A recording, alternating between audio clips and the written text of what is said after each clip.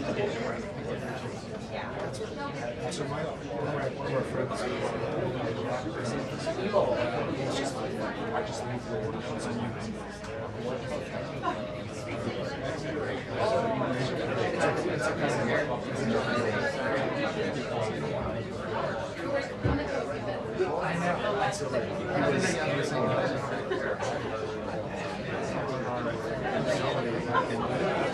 Alright, we can start. his wife was also she got a Yes.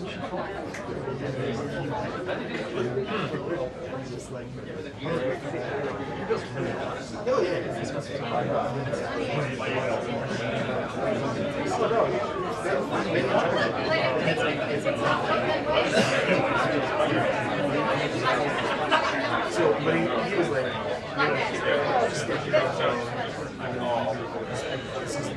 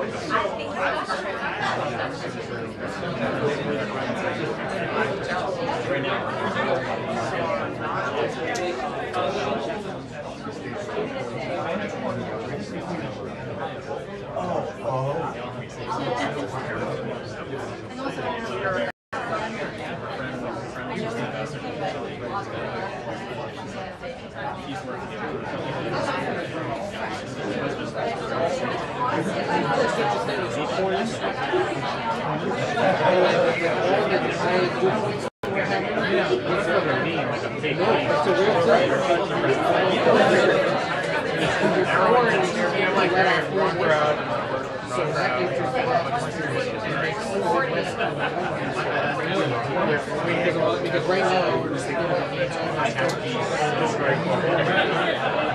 making these 5 or 6 things.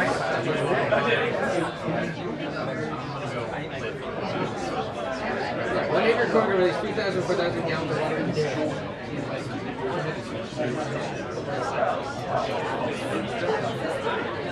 You need a basket there.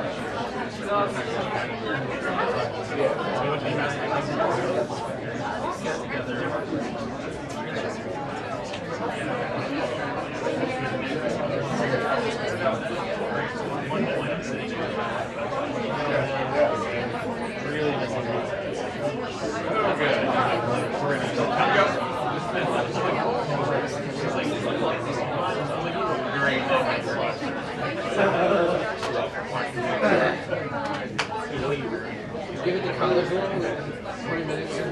Yeah, good idea. That's an idea.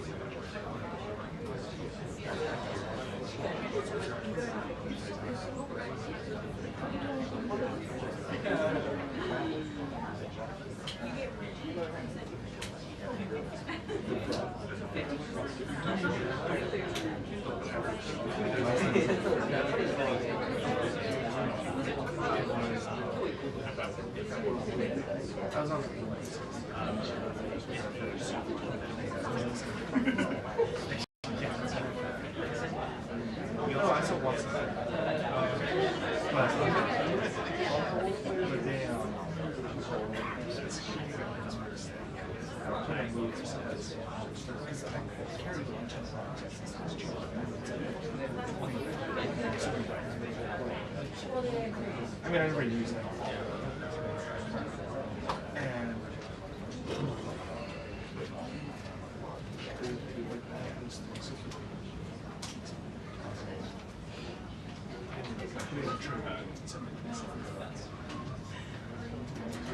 I was like, okay.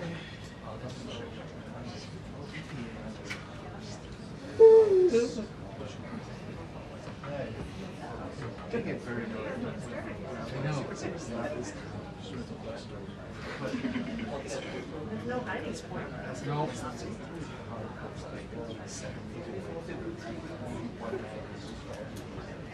And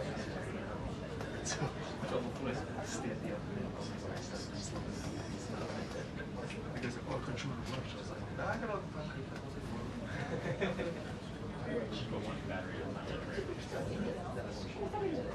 daily.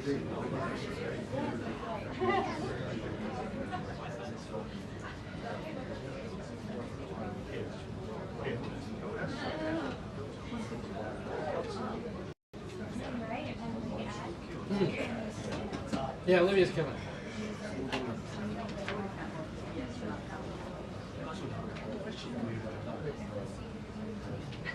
She's in the rock seat.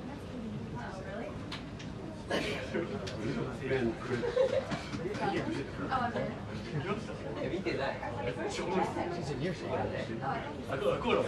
Oh, that's right.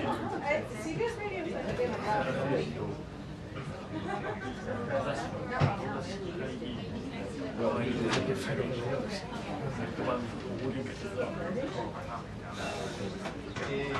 It's like I knew she'd come in here. Well, I kept looking and I was like, what expect? Hi. If I had seen you, I would have. I have that dress.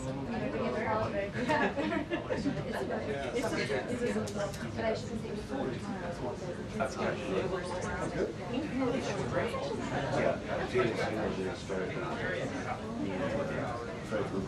Oh, really? Someone check with it?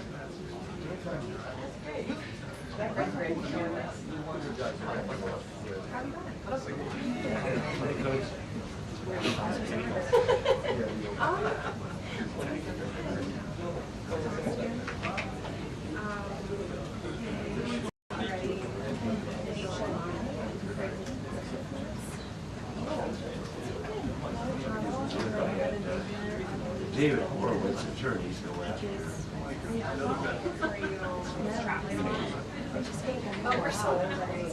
Yeah, we so. Here we are. Here we are. It's so much fun. What's so fun? But it's and you're being that's the thing that feels it. I had a nice radio in your show. I know.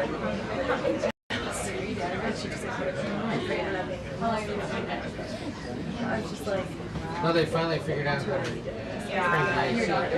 Part of it is keeping that door closed. Part of it is keeping that door closed by briefing. Which actually is from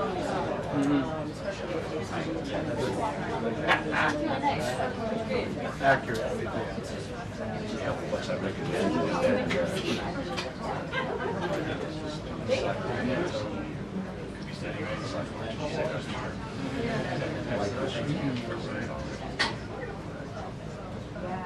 Boots or fridge? Sure.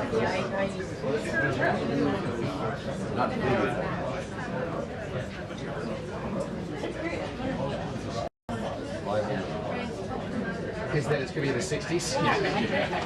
Trust me, as soon as it was dangled as a possibility, I was like, oh, it could be like the Netherlands. Yeah. It's like lovely, crisp 69. You mean Well, that's good. break it.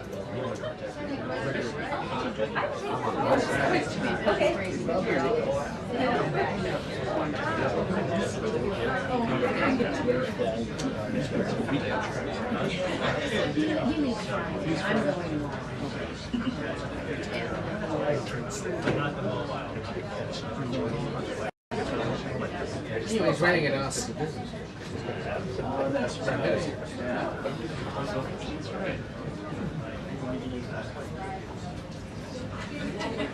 Just like all of our dads. That's right. That's right. Is he going to play? He's going. He's got the 2 courses. He's got Afternoon Aberdeen tea. and Fairfield. Still from cricket. He's like, we get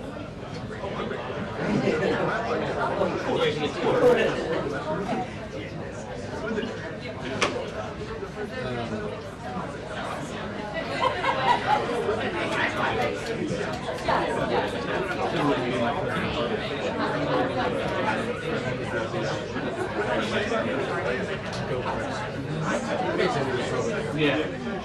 No, not really.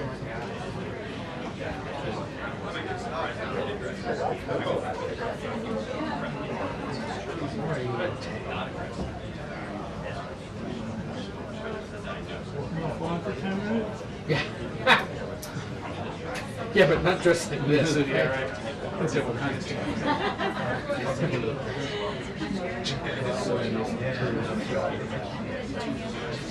No.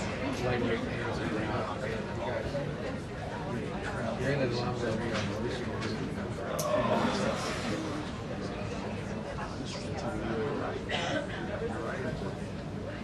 Drop my daughter at daycare. So we're going to walk there. Right. And then from there to Metro. Metro here. Today was that Leavitt on the show. $20.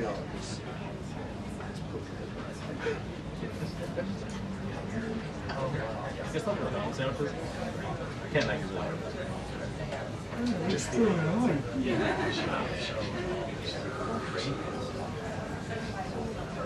Yes, yes. We started working on Russiagate, right? We started spending months. We didn't get burnt out.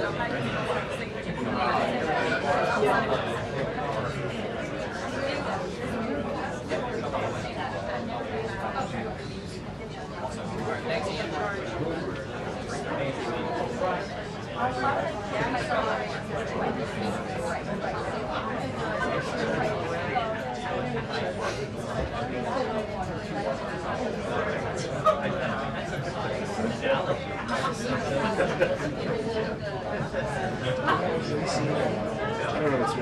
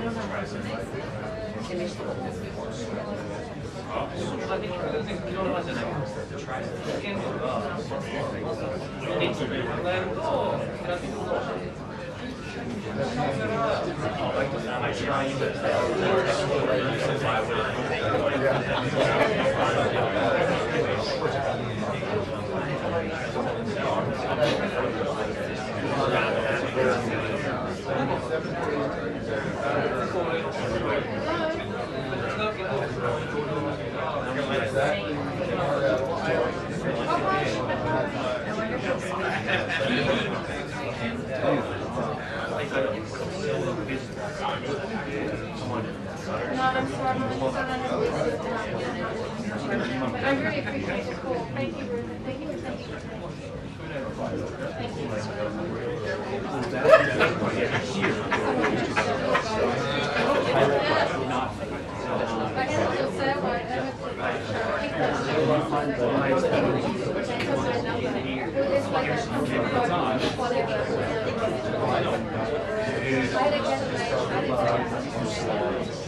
Was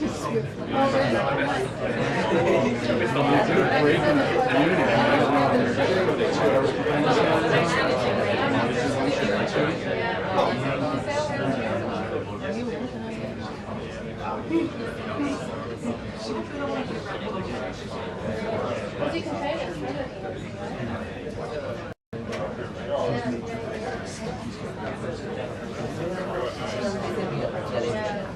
I saw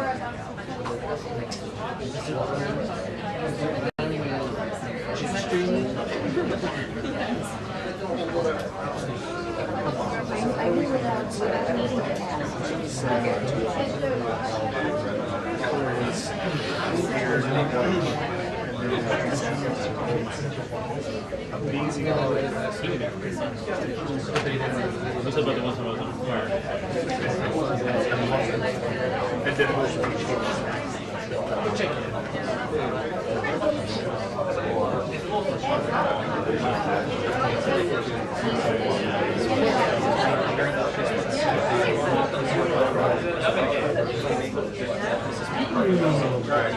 Also, if we hadn't you wouldn't have had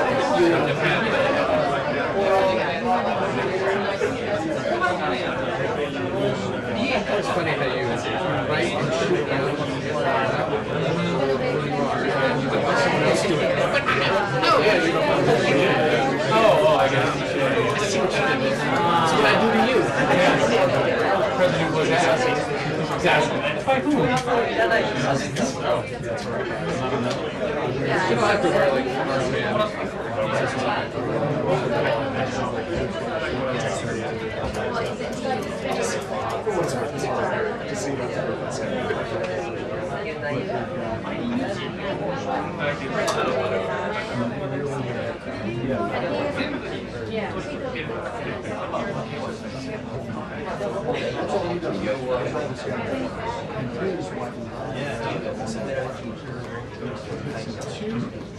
Yep.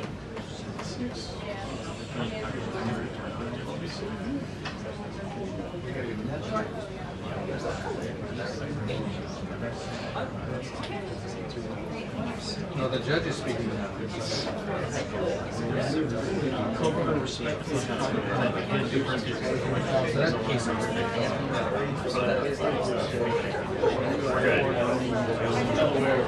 So the next time I did it was like,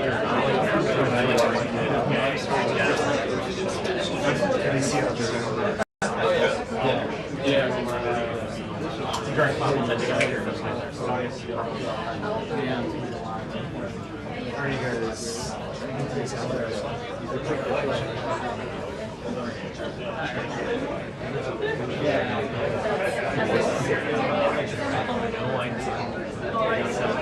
Maybe not.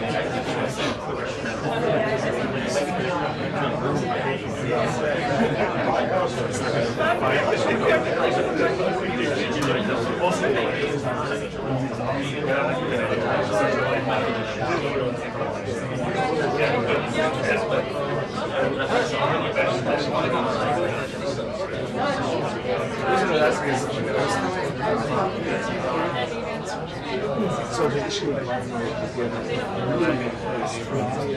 the Jamin has like on matter of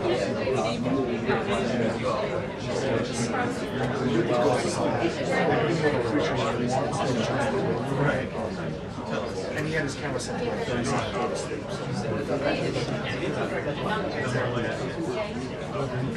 I was like,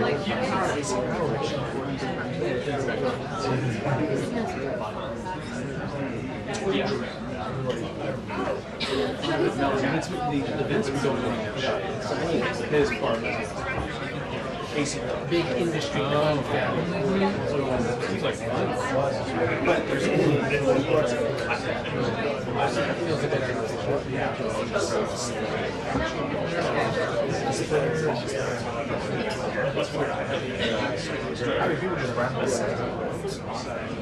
I will go with to change his artificial intelligence, just not they can challenge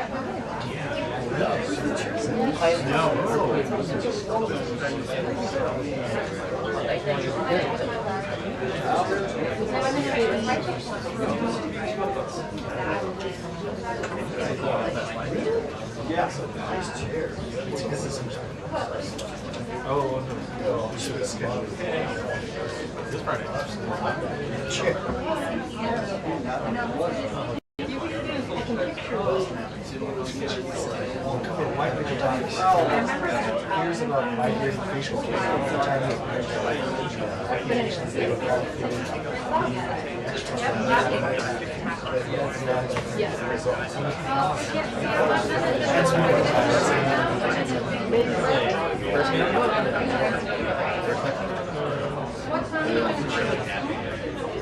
So what's that part? Just taking this.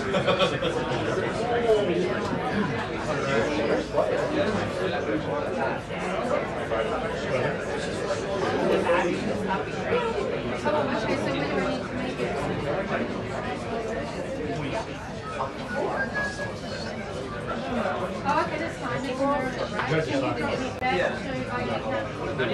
back, so you've got okay, so maybe we can do it from there, maybe we'll send it back straight up.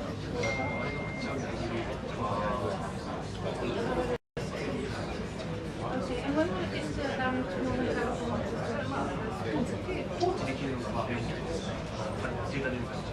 oh, okay, so we'll be there. We'll be there on Thursday. Okay, lovely.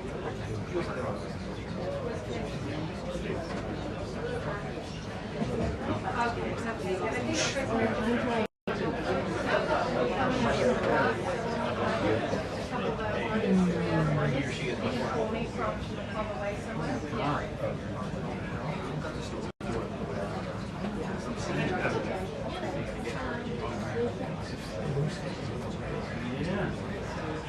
okay, and it's going to cross it. Okay,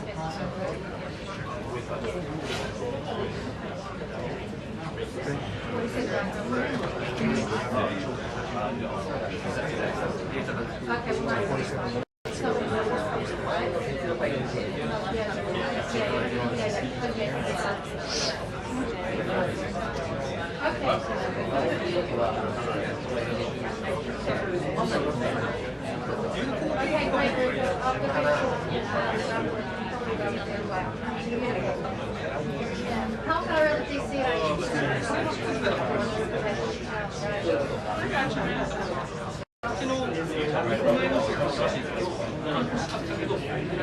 Okay, great. Thank you very much.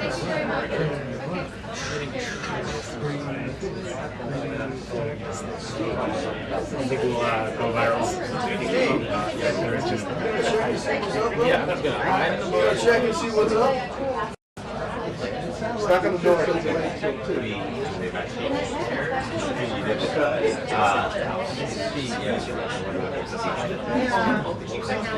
Judge is milking. I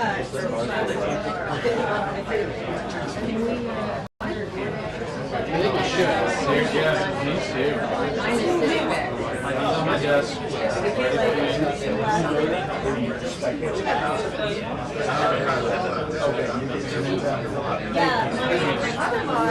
Sitting on my desk. Are you feeling seasick? And I'm doing okay. It's like, you have to, when you look, when you're walking, you get your step.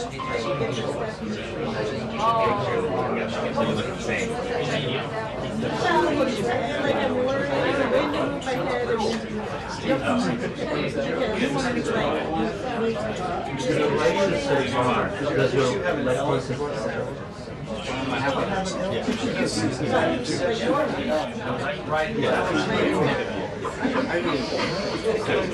It's a slow bit. It matches his socks.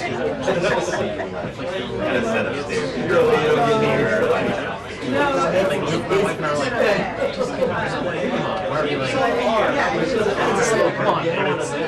It's really nice. Right now we're like, we're taking our time like,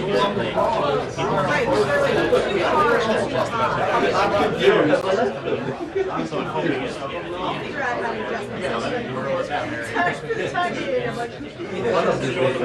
Where the entire thing is probably can't imagine.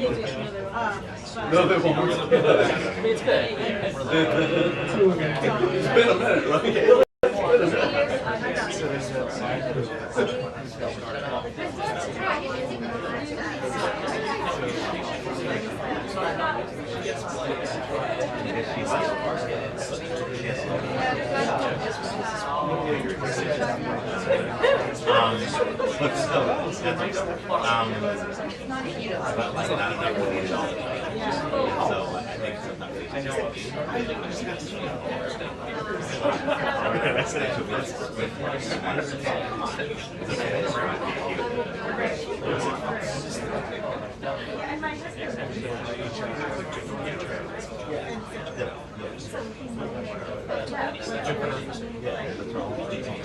All I know is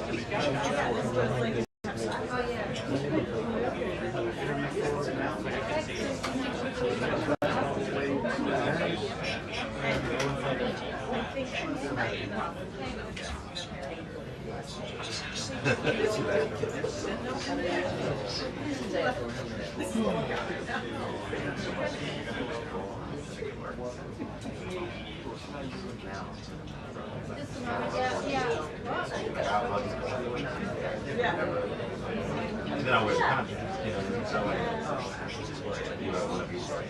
Yeah.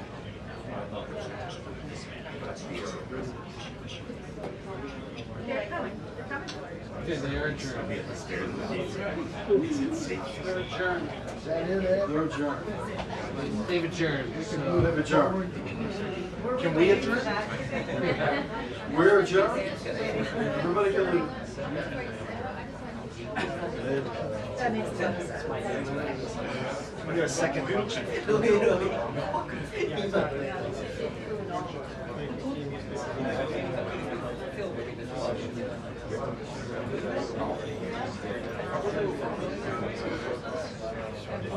Instead of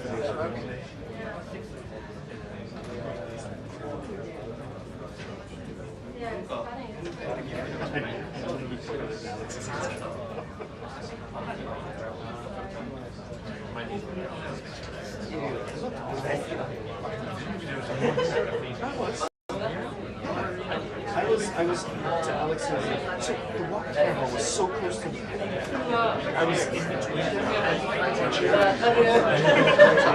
I was like this the whole time. And then yeah, I moved out because it was like shooting good or something. Or was like hair on my back. Like and then I just went right out of here. I got out. I tried to move around, but it's just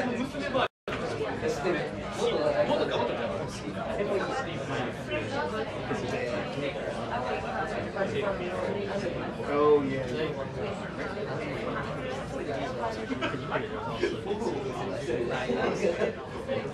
Very. Literally.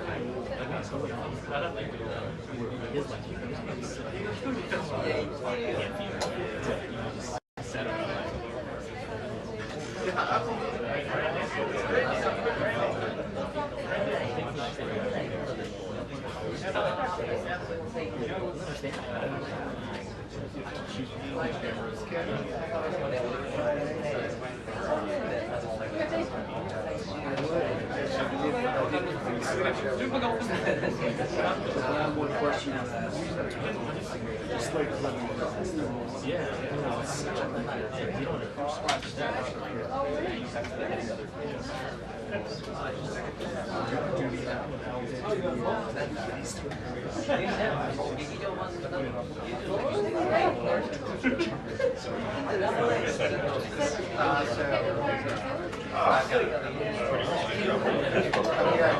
Thanks, brother.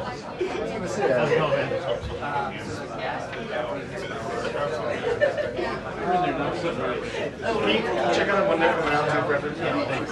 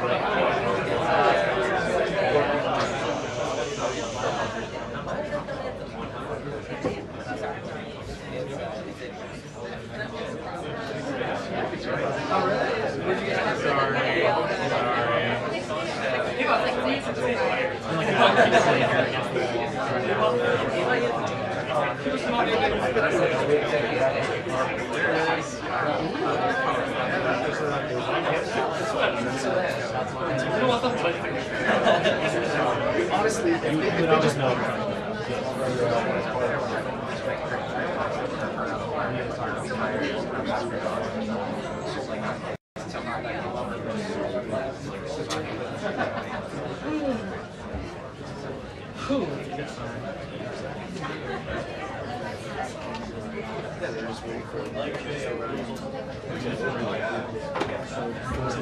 well, no, they're putting his passport in the pocket.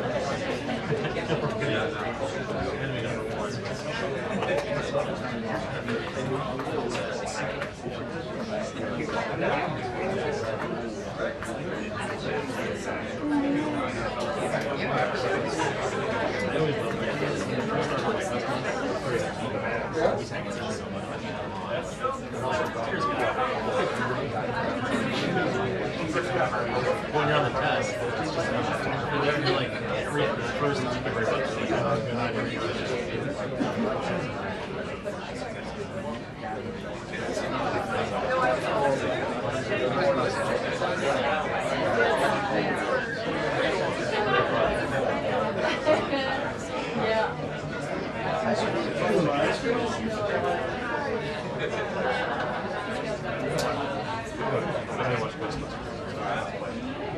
First one.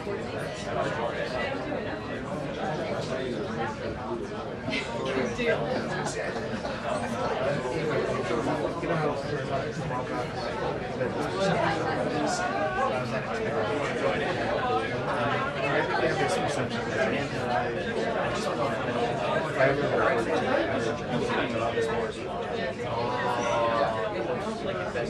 Yeah, I don't know how to like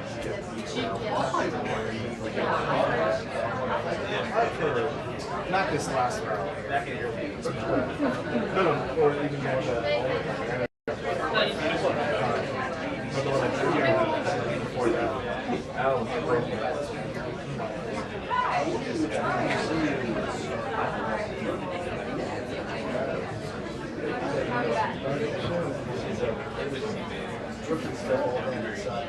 Do it now. 2 minutes until the briefing. Amen. Hey Siri, set it.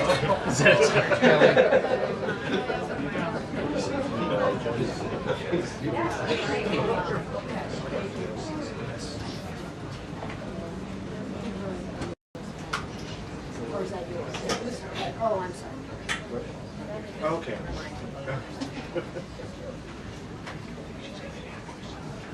You think?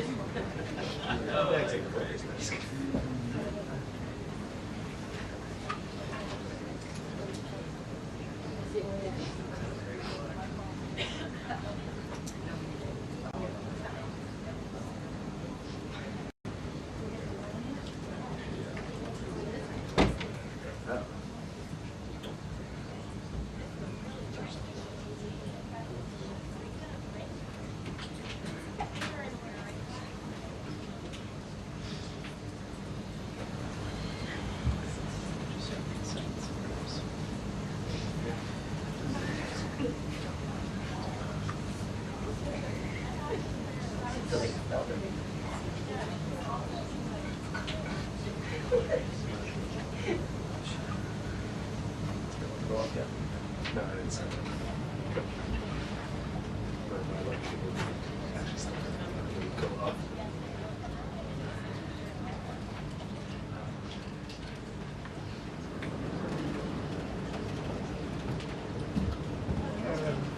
Hello. Good afternoon, everybody. We have a special guest with us today who will speak momentarily. But first, I would like to begin with a message from the White House to the families of the victims in the brutal murder case in Idaho, who were sharing their heart-wrenching stories about their loved ones before the court today and addressing the evil killer who took 4 precious souls.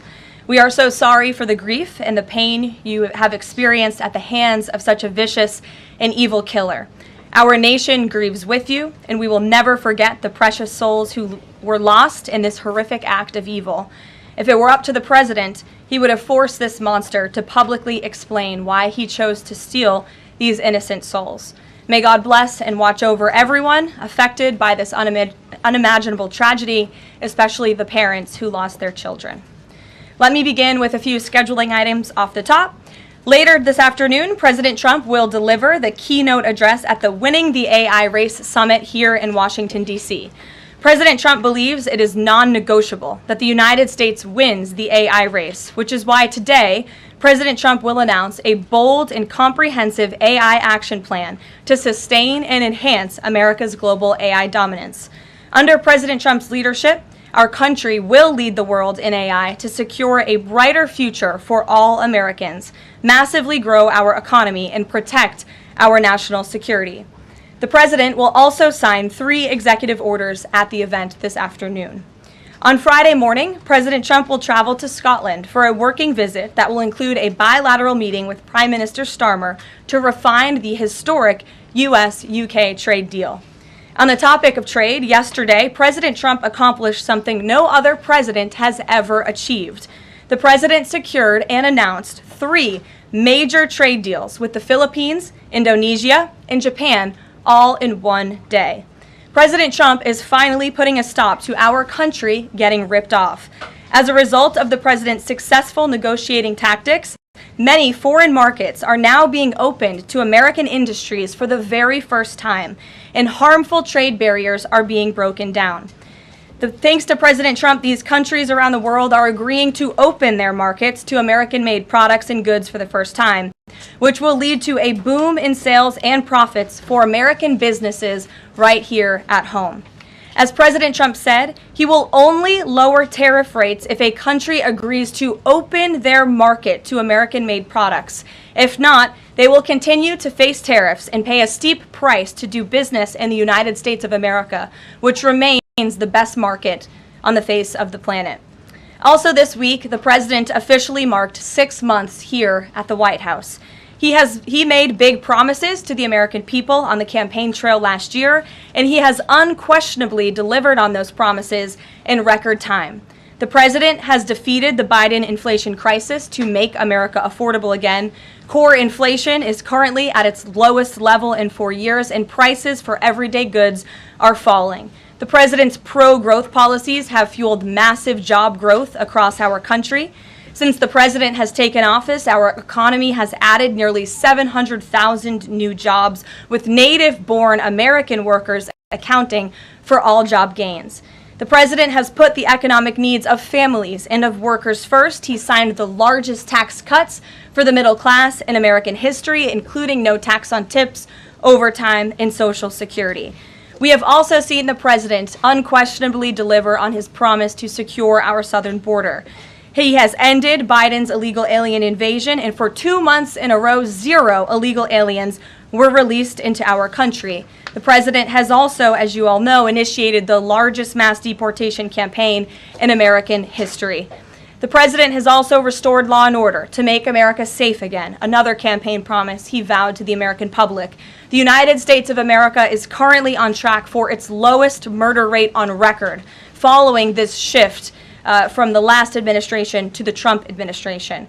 The president has also ended Joe Biden's reckless war on American energy. U.S. oil and natural gas production are now surging, and summer gas prices reached their lowest level since 2021. The president has also rebuilt our military, another campaign promise. He just signed the largest military investment in decades to modernize our armed forces with cutting-edge technology to replenish our stockpiles and provide American troops with the best equipment in the world. The U.S. Army, Navy, Air Force, and Space Force have all reached their recruitment goals months in advance. The president has restored America's standing on the world stage, brought back peace through strength, and brokered numerous peace agreements to end wars. Again, all of this in just 6 months. He obliterated Iran's nuclear program to end the war between Israel and Iran, got NATO members to raise their defense spending to 5% of GDP, and secured a ceasefire between India and Pakistan, as well as brokering a historic agreement between Rwanda and the Democratic Republic of the Congo. The president has already received 3 different Nobel Peace Prize nominations for his peacemaking efforts. Again, all of this progress, all of these accomplishments have occurred in just 6 months. We are truly just getting started, and we look forward to working with all of you for the next 3.5 years. On another matter, over the past few days, Director of National Intelligence Tulsi Gabbard has unveiled shocking new evidence that former President Barack Obama and top aides in the Obama administration conspired to subvert President Trump's 2016 election victory and undermine the democratic will of the American people. While publicly pretending to engage in a peaceful transfer of power, in private, former President Obama went to great and nefarious lengths to try to sow discord among the public and sabotage his successor, President Trump.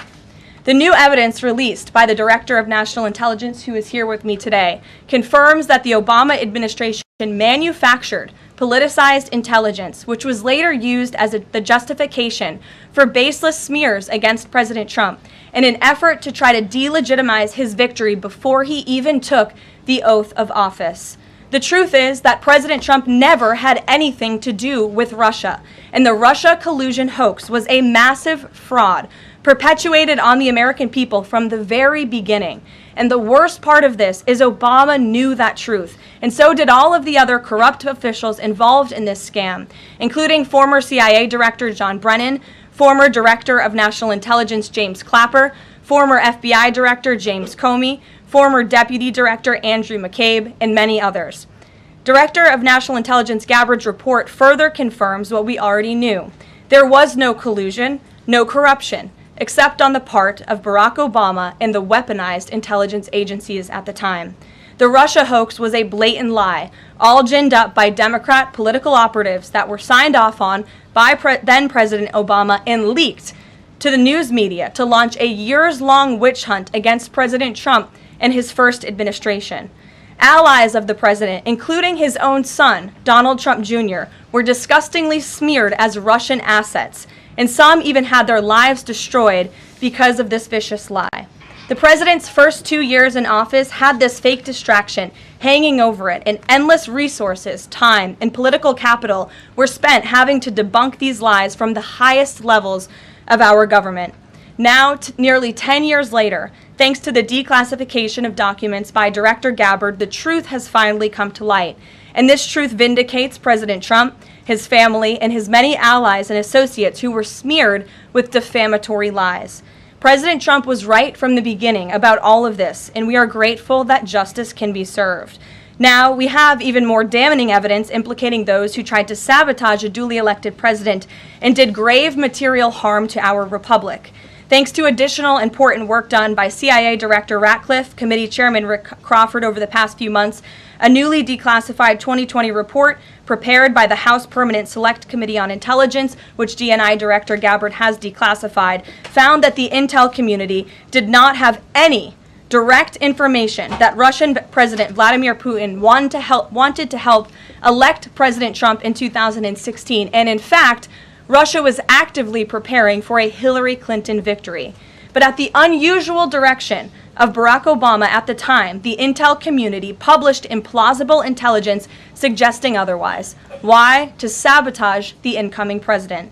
This is truly one of the greatest political scandals in American history. And reporters at legacy outlets, some of which are sitting in this room today, like the New York Times and the Washington Post, were ridiculously awarded Pulitzer Prizes for their perpetuation of this hoax. It's well past time for those awards to be stripped from the journalists who receive them.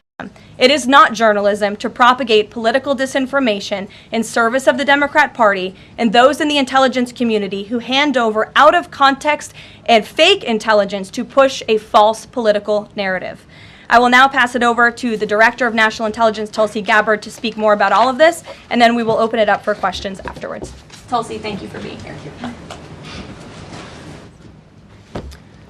Thank you very much. Good afternoon.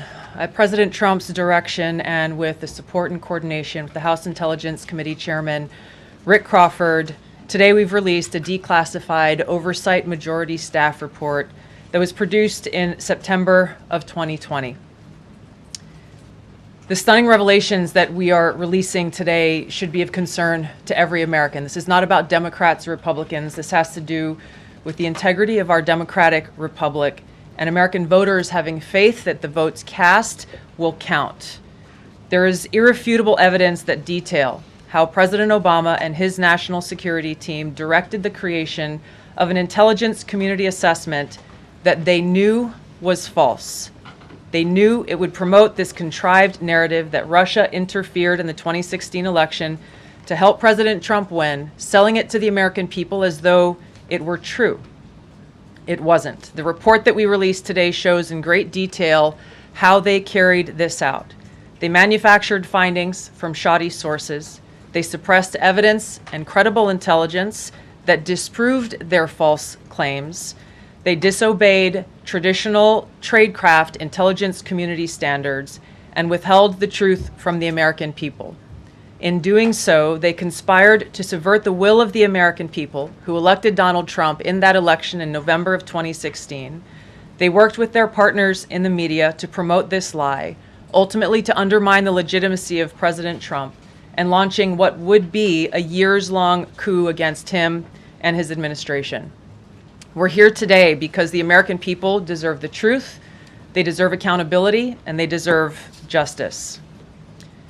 The records that we released on Friday that were ODNI records, Senator Chuck Grassley's release on Monday of what is known as the Clinton Annex, which was an appendix to the Department of Justice Office of Inspector General's 2018 report, as well as the House Intelligence Committee's majority oversight report that we're releasing today, all come back to and confirm the same report.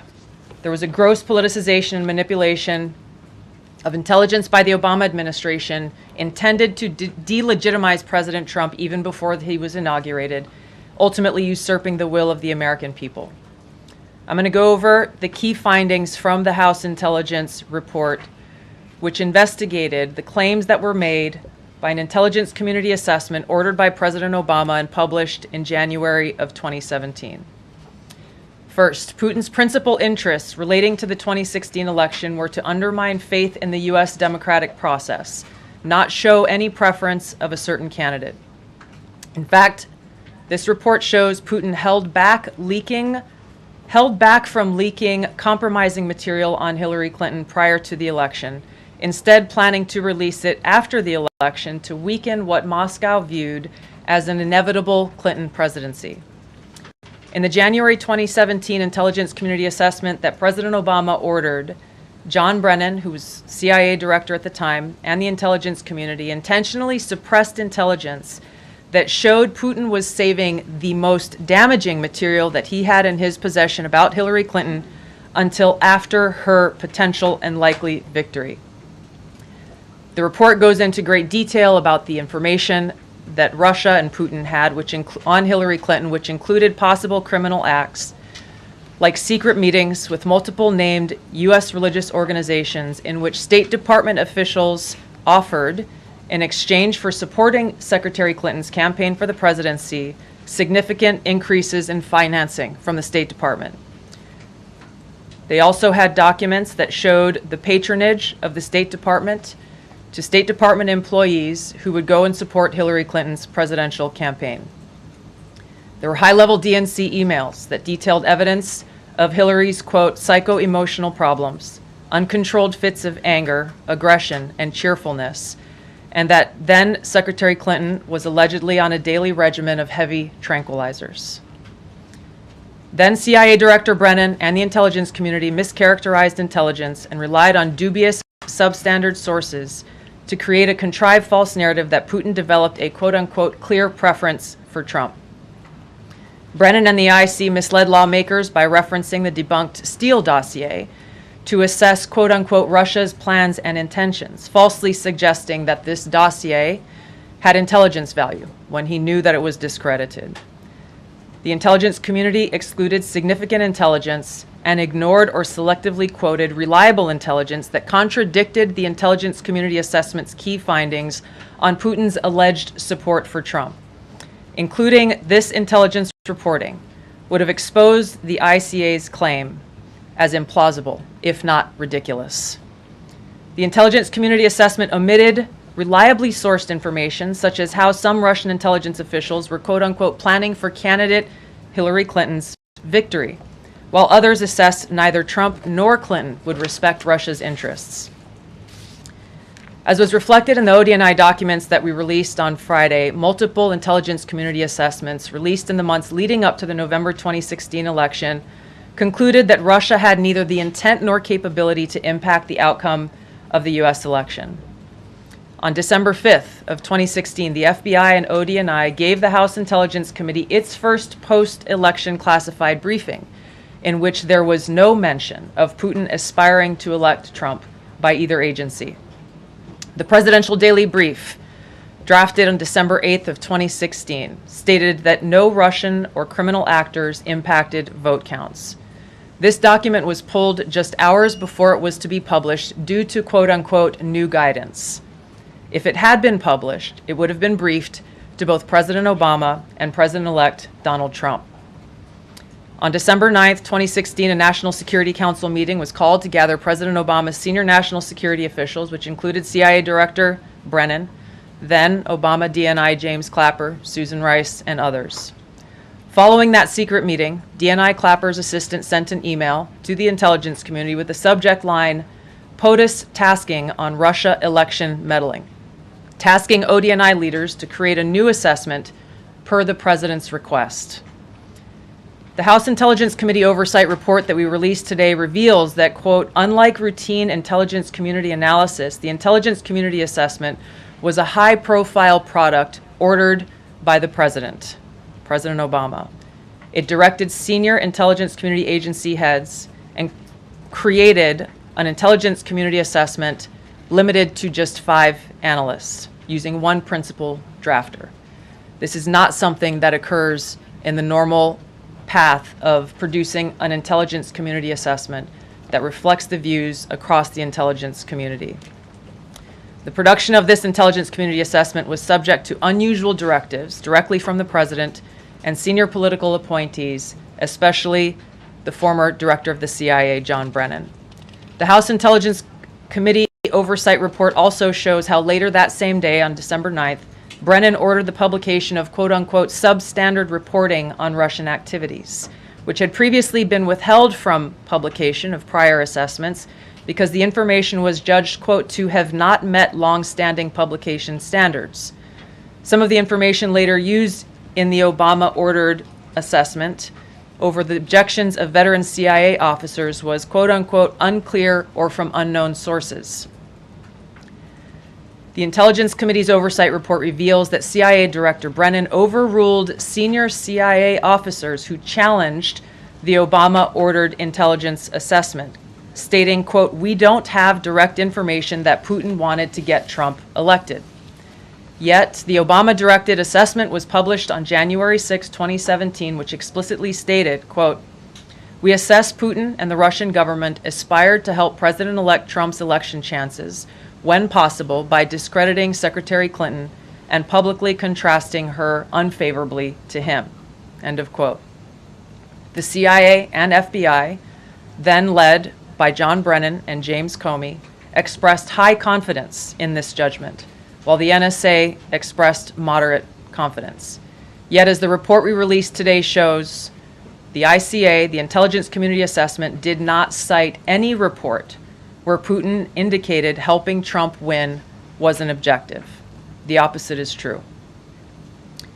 With regards to the Steele dossier, we now know that one of the source documents that the Obama administration used in the creation of this intelligence assessment in January of 2017 was none other than the discredited, unverified Steele dossier.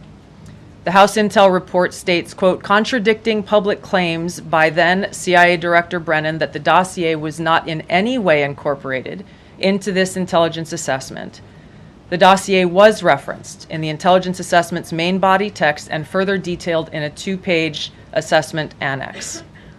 John Brennan lied, and he denied using this dossier in this intelligence assessment that President Obama ordered because he knew it was discredited.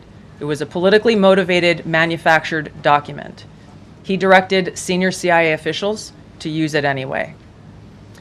CIA officer told the House Intelligence Committee staff as they investigated this, quote, "The director of the CIA, John Brennan, refused to remove it, and when confronted with the dossier's many flaws, responded, quote, 'Yes, but doesn't it ring true?'" Even the bipartisan Senate Select Committee on Intelligence report published in 2020 criticized the FBI's handling of the Steele dossier, noting its completely unverified nature and purposeful sidestepping of intelligence community procedures in its use. Now, President Obama, Hillary Clinton, John Brennan, James Clapper, James Comey, and others, including their mouthpieces in the media, knowingly lied as they repeated the contrived narrative that was created in this January 2017 intelligence community assessment with high confidence as though it were fact. John Brennan, as CIA director, stated in a memo to his agency staff in December of 2016, saying, quote, "There is strong consensus among us on the scope, nature, and intent of Russian interference in our presidential election." This was reported by NBC News, confirming that Brennan, along with James Clapper and James Comey, agreed with the CIA's assessment that Russia intervened to help Trump win the presidency. As Obama's Director of National Intelligence, James Clapper was tasked with overseeing the creation of this assessment in January of 2017 by President Obama, and he expressed confidence in its findings. In a 2018 interview with the Harvard Gazette, he talked about how he provided Trump with the same classified assessment that President Obama received, which included the high confidence judgment that Putin directly ordered the hacking and election interference. Clapper then went on to add, "I think they, the Russians, actually influenced the outcome." This is a brief summary of the details that you'll find within the House Majority Staff's report in their investigation into the Obama-directed January 2017 Intelligence Community Assessment. That leads us to the very same conclusion that we announced in the release of our documents on Friday. The implications of this are far-reaching and have to do with the integrity of our democratic republic. It has to do with an outgoing president taking action to manufacture intelligence, to undermine and usurp the will of the American people in that election, and launch what would be a years-long coup against the incoming President of the United States, Donald Trump. Thank you. Well, Thank you, Tulsi. And we do want to take questions on this topic while the director has time for this topic. She will leave. I'm happy to take questions on other matters after that. But if anyone has questions for Director Gabbard, you're welcome to ask them. We'll start with our new media seat as always. Emily, go ahead. Thank you. And Director Gabbard, this one is for you. Do you believe that any of this new information implicates former President Obama in criminal behavior? We have referred and will continue to refer all of these documents to the Department of Justice and the FBI to investigate the criminal implications of this. For even former President Obama? Correct. The evidence that we have found and that we have released directly point to President Obama leading the manufacturing of this intelligence assessment. There are multiple pieces of evidence and intelligence that confirm that fact. Ed, go ahead. Director Gabbard, thank you. So just to, two questions, but to begin on that. The President yesterday, you've inferred that the former President helped lead a coup. Based on what you now see, do you believe President Obama is guilty of treason? I'm leaving the criminal charges to the Department of Justice. I am not an attorney, but as I've said previously, when you look at the intent behind creating a fake manufactured intelligence document that directly contradicts multiple assessments that were created by the intelligence community, the expressed intent and what followed afterward can only be described as a years-long coup and a treasonous conspiracy against the American people, our republic, and an attempt to undermine President Trump's administration. The Senate Intelligence Committee spent several years looking into this and unanimously agreed in a bipartisan fashion, Secretary of State Rubio was a member of that committee, that there was no political interference. There was a years-long Justice Department investigation into this as well that also concluded no political interference. So help us, from a 50,000-foot level, explain, what do you now have that refutes those two? Sure. I will encourage you, in my role as the Director of National Intelligence, my job, again, as I said when I came into this role, was to make sure that we are telling the truth to the American people, and that we are ensuring that the intelligence community is not being politicized. So I'm not asking you to take my word for it. I'm asking you in the media to conduct honest journalism and the American people to see for yourself in the documents that we've released now, close to 200 pages, that point in multiple references, multiple examples, to include comments that have been made by senior intelligence professionals, who are some still working within these agencies today, that confirm the conclusions that we have drawn, that President Obama directed an intelligence community assessment to be created to further this contrived false narrative that ultimately led to a years-long coup to try to undermine President Trump's presidency. And it's your belief John, that those two previous investigations missed that or covered it up? I'm telling you to look at the evidence. Look at the evidence and you will know the truth. John. Thanks, Caroline. Thanks, Director Gabbard. You declassified these documents, if I'm not mistaken, Friday of last week, correct? We released them on Friday of last week, the first tranche, yes. This isn't the first time that President Trump has been president of the United States. He was president from 2017 to 2021. Couldn't the prior DNI under President Trump have declassified these documents? And why didn't that DNI do that at that time? I can't speak to what happened there. There were several DNIs under the first Trump administration. President Trump faced many challenges from those who were working in the government who sought to undermine his presidency. That's been clearly detailed. What I can speak to is the fact that this was one of the first things that we started to investigate here within this Trump administration and have released the results upon the conclusion of our investigation. And then my second question has to do with what intelligence agencies around the world have said about Russia, that they have tried to influence elections in the United States, in France, in Germany, in the UK. Do you disagree with that? Do you believe that Russia is a bad actor as it relates to trying to influence elections? I'll point back to the intelligence that President Trump has ordered declassified, that we have declassified and released, that the intelligence reflects Russia's motives were to try to sow discord and chaos within the U.S. election, which is a clear distinction from showing a preference for or against a specific candidate. which is what the Obama manufactured intelligence document alleges, that Russia preferred Donald Trump and tried to help Donald Trump get elected. Again, going back to the most important point here, with the intent to undermine the legitimacy of President Trump's election and therefore subvert the will of the American people who chose to send him to the White House. Reagan. Thanks, Caroline. Director Gabbard, Reagan Race with the Daily Caller. You laid out that the documents revealed that the Obama administration did not publish a December 2016 presidential daily briefing that demonstrated that Russia did not steal the election. Trump was receiving these briefings at the time because he was president-elect. Are you of the view that that information was kept out of the briefing because then President-elect Donald Trump would have seen it? I don't have any documents that speak to exactly what the new guidance was that was given as the reason for pulling that document, which, by the way, still has never been published until we released it last week, Friday. One could assume that they didn't want President Trump to see a document that came from the intelligence community that would contradict the Russia hoax narrative that began through the Hillary Clinton campaign with the Steele dossier.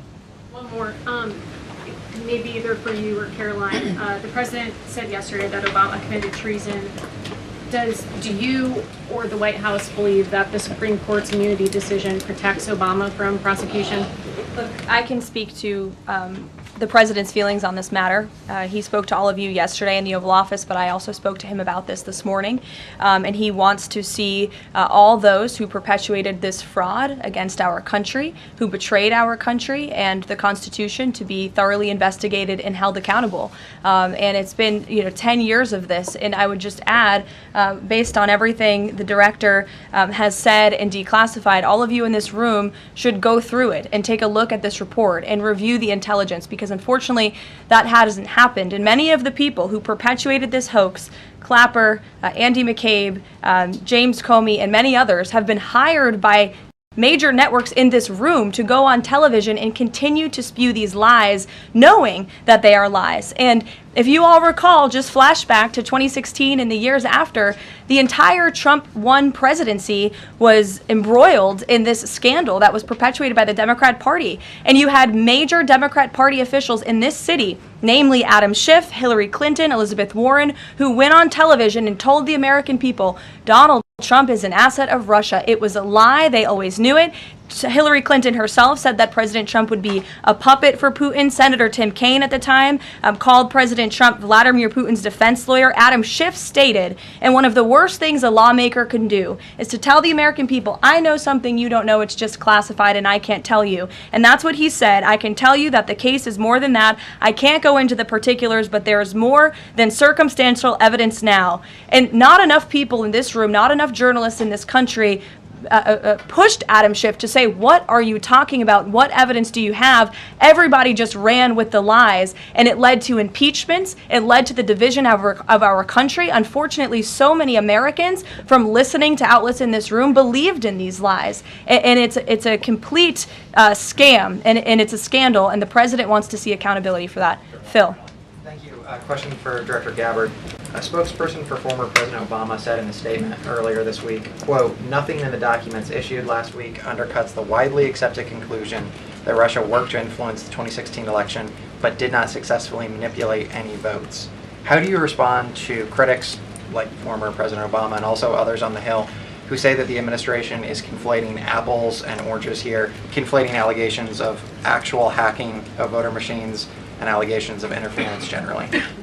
I think it's a disservice to the American people that former President Obama's office and others who are criticizing the transparency that is being delivered by releasing these documents. They are doing a disservice to the American people and trying to deflect away from their culpability in what is a historic scandal and negative action towards the American people and our democratic republic. The answer to that statement can very clearly be found throughout all of the documents that we have released. Again, showing that Russia has took action to try to sow discord in the election, but showed no preference for or against any singular candidate. You've long been an opponent of weaponization in government. How do you respond to criticism that referring Obama administration officials, and even potentially the former president, is just more weaponization, and this is a potential race to the bottom? I think that's a very disrespectful attack on the American people who deserve the truth. They deserve to have faith and trust in the integrity of our democratic republic, which has been undermined by President Obama through his direction of this manufactured fake intelligence document, knowing that it was filled with lies and knowing that it would and could then be used for all of the actions that came after. And I would just add, there needs to be accountability for that weaponization, Phil, that we've seen. And no one has been a victim of the weaponized government more than President Trump, not just because of this political scandal. You all recall his house was raided.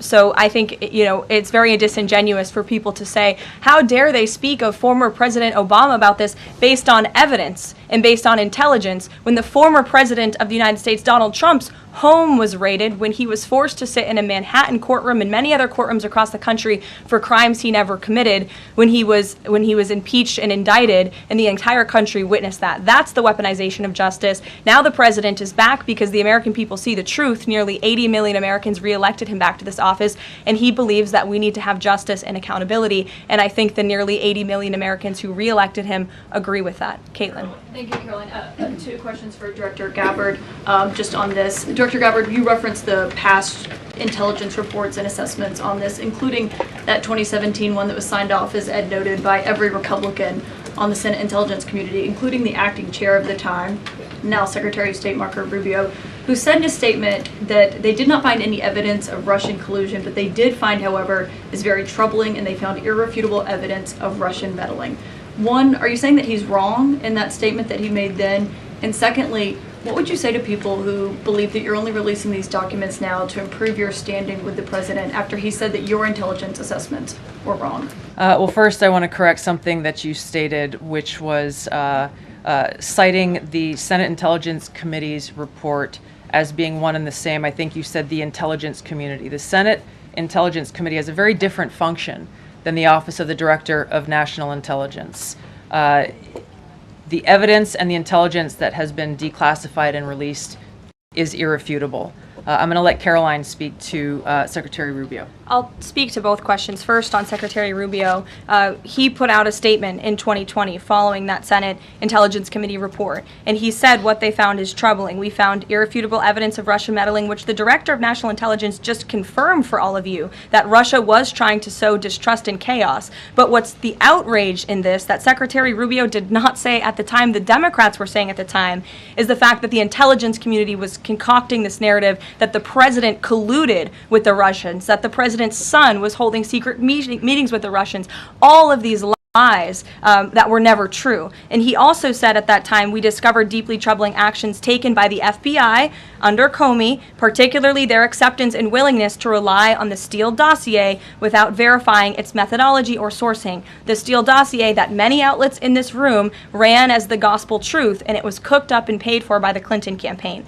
As for your second question, Caitlin, I think, who is saying that she would release this to try to boost her standing with the president? Who has said that? Well, the president has publicly undermined her when it came to Iran. He said she was wrong. He told me that she didn't know what she was talking about. That was on Air Force One on camera. The only people who are suggesting that the Director of National Intelligence would release evidence to try to boost her standing with the president are the people in this room who constantly try to sow distrust and chaos amongst the president's cabinet, and it is not working. I will just answer your question directly. I am with the President of the United States every day. He has the utmost confidence in Director Gabbard. He always has. He continues to, and that is true of his entire cabinet, who is all working as one team to deliver on the promises this president made. Does anyone else have questions for Director Gabbard? And then we'll turn it over to a couple other questions. Christian, go ahead. Yeah, thank you. Director Gabbard, two follow-ups on questions that have been asked. You mentioned the previous DNIs during the president's first term. One of them reports to you right now, if I'm not mistaken, John Ratcliffe. So have you not spoken to him about why this information was not declassified during the first term? He was in that position for a very short period of time. The work that began back then, we have picked up and absolutely completed. We are continuing to investigate this Additional whistleblowers are now coming forward because they see an opportunity for the truth to come to light, and as Caroline said, for real accountability to be brought forward. The accountability is the essential part of this. We can show the truth, reveal the truth. The accountability needs to occur to be able to start to restore that trust in the integrity of our democracy. And then just quickly, I know you said you would leave the charging to DOJ, but the statute of limitations on conspiracy is 5 years. So what else could they possibly pursue besides treason? I think that's a great question for Attorney General Pam Bondi. We're providing all of the evidence, all of the intelligence that we have, both redacted and unredacted versions, referring it to the Department of Justice and the FBI. We'll take one more, Charlie. Go ahead. How credible was the information about Hillary Clinton's power from you? The report said that it was from sourced from the DNC. Have you seen that information, or do you think that maybe Russia was overemphasizing what they had? All I have seen is what the Intelligence Committee have reported through their investigation. I think the underlying point there is that we understand from intelligence what Russia said that they had.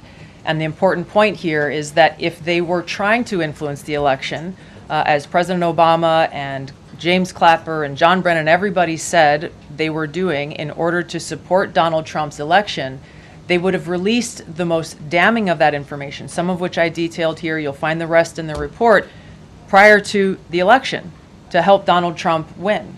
They specifically withheld what they had on her, the most damning information, because they thought that she would win the election. They had plans to release it just prior to her inauguration to, again, sow discord and chaos in America. And if I may, on Jeffrey Epstein, can you rule out that he was connected in some way to any kind of intelligence, either foreign or domestic? I haven't seen any evidence or information that reflects that. If anything comes before me that changes that in any way, support the president's statement loud and clear. If any credible evidence comes forward, he wants the American people to see it. Great. Director Gabbard, we thank you for your time today. I know you're a busy woman, so we'll let you get out of here, but thank you so much. Okay. I know there's many issues going on today across the world and here at home. If you have any other further questions, I'm happy to take them. Ed, why don't you go ahead? Yeah, thank you, Caroline. So the Japan trade deal, is that Japan trade deal the start of this number of trade deals that the Treasury Secretary says we're going to see by August 1st? I think it is. I mean, as you said, we had Japan yesterday. We also had Indonesia, and we had the Philippines as well. The president announcing all three. He came in as the closer in all three of those. I've said many times from this podium that the president's trade team has been in active talks and discussions with many countries around the world, and you've all been anxiously awaiting what those countries were. Now you know three of them, and there's many, many more to go. We have now sent 25 letters to countries around the world. But just to reiterate this Japan deal, for those at home who may have missed it, Japan will now pay a 15% tariff versus the reciprocal rate of 24% that they initially had. Auto and auto parts tariffs have been reduced to 15%, but the centerpiece of this deal now is the president got Japan to commit to $550 billion in investments to revitalize American industries. And these funds will be spent at President Trump's discretion and direction into key industries such as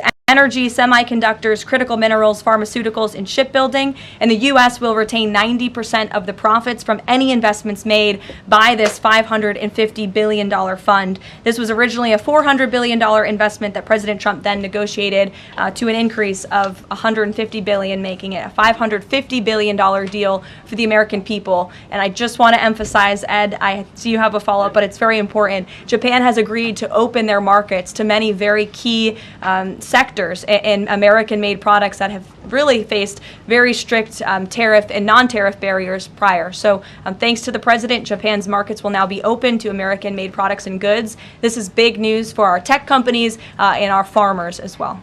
On Monday, the Treasury Secretary is going to Stockholm to talk to the Chinese delegation. What does the president hope to get out of that meeting? Are there deliverables?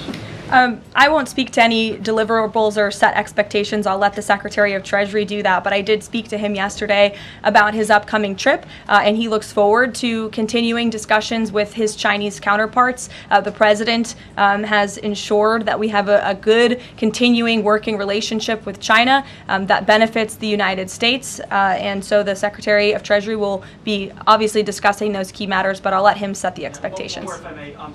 Sure. Given what the DNI just said and laid out, does President Trump believe that President Obama should go to jail for something? Look, the President believes that this matter needs to be thoroughly investigated, and anyone convicted of crimes should be held accountable in this country. Go ahead.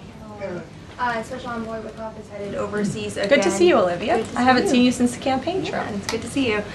He's headed back overseas. Can you give us a sense of what the marching orders are to some of the people he'll be meeting with, and specifically as it relates to Gaza and ongoing talks there? Yes, Special Envoy Wickoff is headed to Europe, where he will meet with key leaders from the Middle East to discuss the ongoing ceasefire proposal to end this conflict in Gaza and to release the hostages. These are very sensitive negotiations that are currently taking place. I spoke to Special Envoy Wickoff last night about them. I will let him speak further on the matter, but the President and Special Envoy Wickoff has made the administration's goals clear. We want this ceasefire to happen as soon as possible, and we want these hostages to be released. Go ahead. Carolyn, a Florida federal judge has refused to allow the Epstein grand jury materials to be released. Does the President want the administration or Department of Justice to appeal that ruling? That was just breaking as the director and I were coming out here, so I haven't had a chance to talk to the President about it. I understand there are 2 other requests from the Department of Justice that are ongoing, but I'll let this President speak to whether he wants to see an appeal, and the Department of Justice, I'm sure, can give you a statement on that as well. And is he supportive of the effort to talk to Ghislaine Maxwell? I know that Todd Blanchard mentioned that earlier this week. The President spoke to this yesterday, and he said he thinks it's an appropriate idea. Kelly. What is the accountability that you would like to see if this current president is the one who brought the case to the Supreme Court and Chief Justice Roberts made clear in his opinion that a sitting president's responsibilities in office cannot lead to prosecution, immunity? So what is it the President Trump wants regarding President Obama, given that fact? And the special counsel at the time, Durham, when that Supreme Court matter was not in effect, could have charged anyone and did not. So on those 2 points, how do you respond? Look, the President has made it clear that he wanted these documents to be declassified. He wanted the American people to see the truth, and now he wants those who perpetuated these lies and this scandal to be held accountable. As for what accountability looks like, as the director said, it's in the Department of Justice's hands, and we trust them to move this ball forward. Well, you would agree Stephanie. President Obama cannot be charged based on that immunity. Again, I'll leave that to the Department of Justice. Stephanie. In light of the Japan deal, are sectoral tariffs now up for negotiation with trading partners? And in a similar note, are these negotiators asking for investment funds, sort of like what Japan had agreed to? As for sectoral tariffs, I understand that the President continues to be in talks with our Secretary of Commerce. We have made commitments on various sectoral tariffs, as you know. The Department of Commerce has initiated studies to then move forward with implementing those sectoral tariffs. So I would defer you to them for further comment. Meredith. I wanted to ask if the White House has any update on the Commerce Department employee who's been detained or banned from exiting China, and if there are any efforts to get him out. I can assure you and the American people that the administration is actively monitoring the situation and engaged, but typically we don't comment on individual cases like this as we are sorting them out. Sure. Yes. Behind you, Dr. Harper, sorry. Go ahead, to the lady sitting down in the blue. Yes. Thanks, What's your name? What's your name? My name is Caroline also. Caroline Boda with the Center Square. Great. So Republicans in the Senate today said that they are pulling back on legislation to impose sanctions on Russia after the president said he wants to act unilaterally. Can you elaborate on what the president intends to do? Look, the president has been in very close communication with his friends in the Senate, particularly Senator Lindsey Graham, on this issue. But the president has always maintained, he's the commander-in-chief and the president for a reason, and he has been deeply involved in this conflict since the beginning. And so any decisions that are made with respect respect to sanctions, the president wants to reserve that authority and that right to himself. Jasmine. Thanks, Caroline. Two questions for you. The first on AI. Does President Trump support federal agencies contracting with Elon Musk's AI company? I don't think so, no. Okay, so he would want the DOJ to then cancel the contract with Grok. I'll talk to him about it, yes. And my second question, just, obviously the developments with the Epstein case with the judge, but I wonder, has the White House counsel, the DOJ explored any other documents that could be released to the public that don't have to do with that grand jury testimony? To my knowledge, the Department of Justice has moved forward with the request to unseal that grand jury testimony, and as you know, they have also moved forward with interviewing Ms. Maxwell, which I believe will be taking place very soon. Go ahead. Sure. Thanks, Caroline. I have a question about Paul Ingracia, the OSC nominee who faces a Senate committee hearing tomorrow. Tom Tillis said that he wouldn't vote for Ingracia if a vote came to the Senate floor. 24 worker advocacy groups have said that they don't support his nomination. What is the White House planning to do to sort of turn the tide or convince legislators that they should vote for him? The White House is always in communication with members of both the Senate and the House, and we stand by the president's nominees. Sure. In connection with the Mueller investigation, a grand jury indicted 13 Russians. President Putin has said he will never extradite those men. Given the new information that Ms. Gabbard has found, what's the administration's position on that case? Should those charges be dropped? I don't have an update for you on that case, but I'll check in with the National Security Council and our team will get you something. Sure. Thank you so much. So Fannie Willis and Jack Smith separately, they both charged President Trump with conspiracy to defraud the United States and a conspiracy to overturn the 2020 election. It now turns out we're confirming that Obama and his cronies were doing that the whole time in 2016 on a massive scale, falsifying documents and having their intel agencies do this. What does this say about the 2020 election? And also, what's your thoughts on the irony here? There is a lot of irony, especially for the party of the Democrat Party, who claims to be for democracy. We often heard throughout the 2024 campaign they were calling this president a threat to democracy. And now I think the declassification of all of these documents proves that they were indeed the true threat to democracy. And as I said repeatedly today, there needs to be justice and accountability for that. You all will hear directly from the president later this afternoon at the AI Summit here in Washington, D.C., scheduled to speak later in a few hours. So we will see you all there. Thank you very much. Wow.